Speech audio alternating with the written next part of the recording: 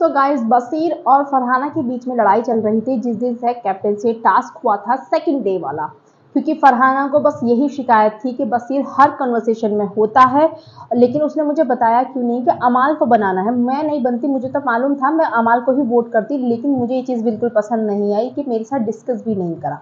इन दोनों में आर्ग्यूमेंट हो गया था जिसके बाद में ये बात नहीं कर रहे थे। अब फाइनली इन लोगों ने आज बात करी है जिसमें बसीर ने फरहाना को समझाने की कोशिश करी है कि फरहाना, मेरा पॉइंट ऑफ व्यू ये नहीं था, मैं तुमको डेस्परेटली चाहता था या तो अमाल भाई बने या फिर तुम बनो, तुम दोनों में से ही कोई एक बने, और मैं तुम्हारे साथ यहाँ पे कोई गेम नहीं खेल रहा हूँ। सीरियसली मेरे मन में तुम्हारे लिए कोई भी गुस्सा नहीं है, कुछ भी नहीं है।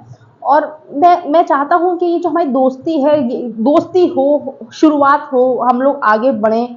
लेकिन बस मेरे मन में यही वाली सवाल थी, जब उस दिन मैं तुमको इतना समझा रहा हूँ, तुम मुझसे पूछने आई हो तो मैं तुम्हें समझा रहा हूँ, सामने वाला मुझ पर यकीन नहीं कर रहा है तो मैं क्या करूँगा। बसीर वहाँ पे बिल्कुल ही जेन्युइन लग रहा था, वैसे बसीर की फीलिंग एकदम जेन्युइन लग रही थी। लेकिन फरहाना को अभी थोड़ा सा ट्रस्ट फैक्टर है कि ट्रस्ट नहीं हो रहा है, उसे ट्रस्ट इशू हो रहे हैं कि पता नहीं अब कितना सच बोल रहा हो, कितना नहीं बोल रहा होगा।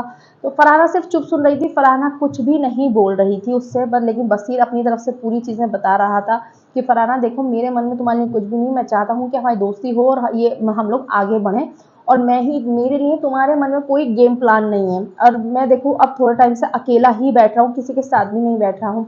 क्योंकि जब मैं जिशान भाई के पास गया था पूछने के लिए, क्योंकि तुमने कहा था कि जिशान भाई ने आके मुझसे ये बोला है कि उन दोनों ने डिसाइड करा है, अमाल ने और बसीर ने। तो कि जब तुमने मुझे वाली बात बताई कि उन्होंने हमारा नाम लिया है, तो मैं उनके पास गया था। उन्होंने बोला कि बसीर मुझसे कोई सवाल मत करो, मैं किसी ग्रुप में नहीं हूँ, मैं अकेला खेल रहा हूँ। कि उसके बाद मैं उनके साथ भी ज़्यादा नहीं बैठा हूँ, तो मैं नटालिया के साथ बैठा रहता था इसी वजह से कि मैं किसके पास जाके बैठूँ, फिर थोड़ा तो बैठना ही पड़ेगा ना किसी न किसी के पास में।